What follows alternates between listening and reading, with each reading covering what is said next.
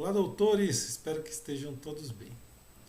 Esse caso aqui foi mandado pela doutora Pamela e ela me pediu uma ajudinha no diagnóstico que eu vou analisar ele utilizando nossa ferramenta de diagnóstico, tá? Então, a primeira avaliação é a avaliação postura anterior. A gente vai observar qual é a classificação do nosso paciente. Então, no caso dele, a gente vai olhar dentariamente aqui. Ele é um paciente, aqui desse lado não dá para ver exatamente, mas desse lado dá para ver que ele é um paciente classe 1, né? Classe 1 de molar. Então, no nosso mapa lá de diagnóstico, a gente vai clicar em classe 1 e a gente vai observar a posição dos incisivos. Ele não tem mordida cruzada, né? Como está mostrando aqui na foto, e tem uma mordida de topo, né? Quase cruzando aqui anterior, e a gente vai ter que olhar qual é a posição desses incisivos, né? Se eles estão bem posicionados, se estão protrusos ou se estão retrusos, né? No caso dele, cefalometricamente, a gente vai dar uma olhadinha aqui na posição dos incisivos. Na face dele, não mostra nada que nos chame a atenção, né? Tem uma face até que razoável, não tem nada que chame muita atenção. Porém, quando a gente olha ele cefalometricamente, né, a gente observa que, me parece, em relação a essa base do crânio, ele tem uma certa protrusão. Tá vendo que até o facial fica um pouquinho avançado aqui, né? Então tem um pouco de protrusão, talvez, né, que a gente consiga identificar melhor quando a gente olhar os números. Então, o ângulo interincisivo está diminuído, mostrando uma protrusão. Ele tem pouco trespasse, né, tanto horizontal quanto vertical. O incisivo superior protruído, inferior protruído, né, pouca coisa, né, chega a 6 milímetros aqui dá mais uns 4 milímetros. Inclinados para frente, tanto o inferior quanto o superior. A profundidade facial dele mostra que está avançado, então a mandíbula dele está um pouquinho avançada, a maxila dele também está um pouquinho avançado, apesar da convexidade estar normal, né? Mas é porque os dois estão avançados, tanto a maxila quanto a mandíbula. Então, ele tem um pouco de protrusão, tanto dentária quanto esquelética, tá? Então, ele é um paciente que tem uma protrusão tanto dentária quanto esquelética, tá? O que a gente tem que observar, né? Para a gente observar isso, a gente vai ver as medidas de posição de maxila e mandíbulas aumentadas. A gente viu uma convexidade está normal, né? A profundidade facial aumentada e a profundidade maxilar aumentada. Todas as medidas que estão relacionadas a uma classe 1 com protrusão esquelética, tá? Além disso, ele também tem um pouquinho de protrusão dentária, tá bom? Então, a gente vai anotar lá que ele é um paciente classe 1 com protrusão dentária. Na sua avaliação transversal, o que a gente vai ter que observar? Se ele tem mordida cruzada, se é brode, se não tem mordida cruzada. No caso dele, não tem nenhum tipo de mordida cruzada, né? Ele é um paciente que tem os dentes posteriores são bem implantados verticalmente, tá? Tudo ok, que não tem inclinação nem para vestibular, nem para palatina. Então, não tem mordida cruzada, os dentes posteriores não estão inclinados para vestibular, dentes superiores e posteriores inclinados para palatina também não tem. Ele tem dentes posteriores implantados verticalmente. E o que isso mostra para a gente? Diminui nossa possibilidade de ganho de espaço com expansão. Então, no caso dele, a gente não tem como ganhar espaço na expansão. Na avaliação vertical, a gente vai ver qual é o tipo facial do nosso paciente. Segundo a cefalometria dele, as medidas mostram que ele tem um padrão mais para o braquifacial, tá? Então, as medidas verticais um pouco diminuídas, tá? A curva de SP dele tá ok, né? Não é um paciente que apresenta uma curva de SP muito acentuada, apesar de ter um pouquinho de curva de SP, mas nada que exagerado, tá? E mesmo cefalometricamente não aparece essa curva de SP. Então aqui a gente vai marcar como uma curva de SP leve ou ausente, tá? E o trespasse da mordida ele tende a uma mordida aberta, né? Como mostrou ali no cefalometricamente, né? Por conta dos trespasses aqui que estão bem diminuídos, né? Tanto o overjet quanto o overbite mostram que ele tem uma tendência de mordida aberta, tá? Mas essa mordida ela é mais dentária, ok? Quando a gente tem uma mordida aberta mais dentária, a gente vai fazer uma avaliação da linha do sorriso. A foto do sorriso dele não ficou muito boa aqui, tanto é que ele nem sorriu, né?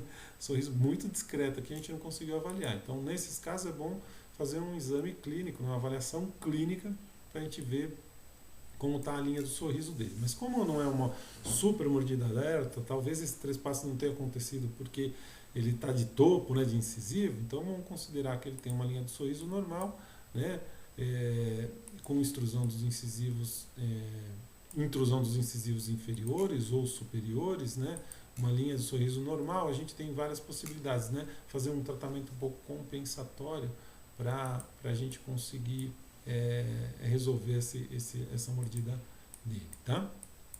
Então a gente vai avaliar a avaliação da vertical, é isso. Quando a gente vai avaliar o espaço no arco dele, vamos fazer uma avaliaçãozinha vertical. A gente tem que avaliar se falta, se sobra, tem espaço ideal e se tem dentes girados. Isso é muito importante porque a gente consegue ganhar espaços no caso. Então, quando a gente vai analisar o modelo dele, as fotos oclusais, a gente vê que falta espaço. No inferior está ok, né? Falta um mínimo espaço aqui, apesar de estar protuído, né? Tem um pouquinho de discrepância cefalométrica. Mas se a gente for olhar o espaço dele superior, ele tem falta de espaço para um premolar, basicamente, né? Então vamos contar. E uma coisa que me chamou a atenção é que o tamanho mesodistal desse premolar que falta espaço é bem pequeno, né? O outro é bem grandão. Do outro lado a mesma coisa. Então, aqui vai faltar uns 6 milímetros, né? Ele deve ter uma discrepância de uns 6 milímetros. Outra coisa que me chamou a atenção foi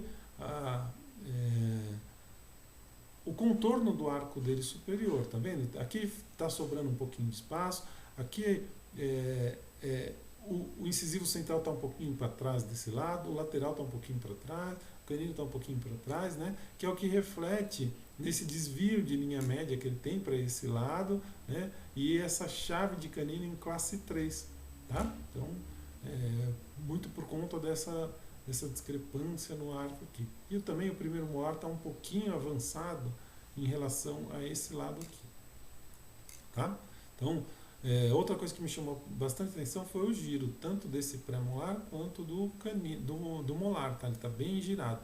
Essa linha tem que passar na direção de canino, basicamente, e aqui o giro do pré-molar está bem grande, está bem visível, né? A gente consegue observar bastante giro aqui. Então, o dele falta espaço, né? Que gerou um pouco de apinhamento e também de protrusão, um pouquinho de cada um, né? Mas é um apinhamento moderado, né? Que fica entre 6 e 11 milímetros no máximo, né? Se a gente for considerar também a protrusão, tem os 6 milímetros de apinhamento e tem mais um pouquinho de 3 ou 4 milímetros ali de protrusão dentária também. Então ele tem um pouco de apinhamento, um pouco de falta de espaço aqui de 6 milímetros e também tem um pouco de protrusão por conta do avanço dos dentes dele, tá?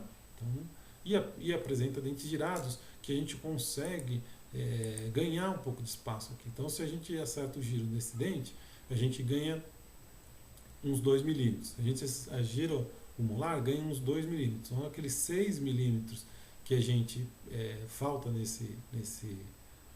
para encaixar esse premolar, a gente ganhou 2 aqui, mais 2 aqui, ganhou 4. Se a gente avança um pouquinho aqui, também a gente ganha mais um pouquinho. Então, basicamente, o espaço aqui, para esse apinhamento, para essa falta de espaço, vai praticamente zerar, se ficar no máximo leve. O que ele vai ter mesmo é aquela protrusão que a gente já observou quando a gente viu a posição dos incisivos dele, tá? Além disso, a gente vai observar também a idade do paciente. É um paciente adolescente, ele está não sei qual é a queixa dele, tá? Mas provavelmente é aquele dente no palato. A expectativa dele provavelmente é, né, colocar aquele dente no lugar ou resolver o problema daqueles dentes. Ele não tem dente ausente, possivelmente não tem problema clínico, isso tem que avaliar, né? Problemas respiratórios também não. E formatos anatômicos sim, né? Ele tem um dente menorzinho, os premolares dele são um pouco pequenininhos, né? E pra gente até bom porque a gente precisa de menos espaço, tá? Então o diagnóstico dele é esse e a gente vai para a guia de planejamento. Então ele é um paciente de classe 1, onde a gente falta espaço, tá? Tem um dente lá no palato, ele é um paciente de dentição permanente, ele tem apinhamento e protrusão dentária, tá? Mas vamos tratar ele só como apinhamento, como que a gente vai fazer para resolver aquele problema dele lá, como a gente faz para resolver apinhamentos de forma leve, tem três possibilidades, né? Desgastar, expandir e avançar os incisivos.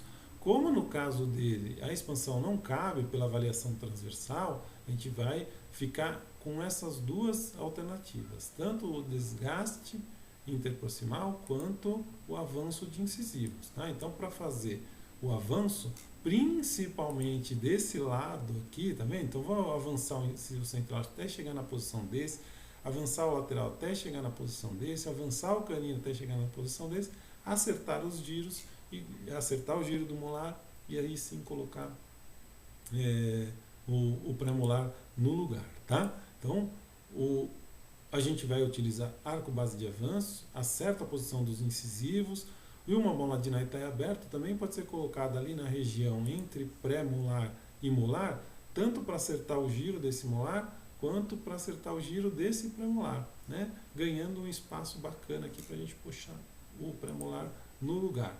Se faltar um pouco de espaço, né, a gente vai controlando isso, a gente consegue ainda fazer um pouco de desgaste interproximal para a gente conseguir fazer esse alinhamento e nivelamento. Tá bom? Então, o caso dele, basicamente, a gente vai tratar com avanço de incisivos, tá? E usar uma molinha de Naittai aberto lá, um arco base superior de avanço ali para avançar só aquele lado e fazer um pouquinho de desgaste interproximal, tanto no superior quanto no inferior, para melhorar a protrusão dos dentes deles, tá bem? Então é isso, pessoal. Um abraço.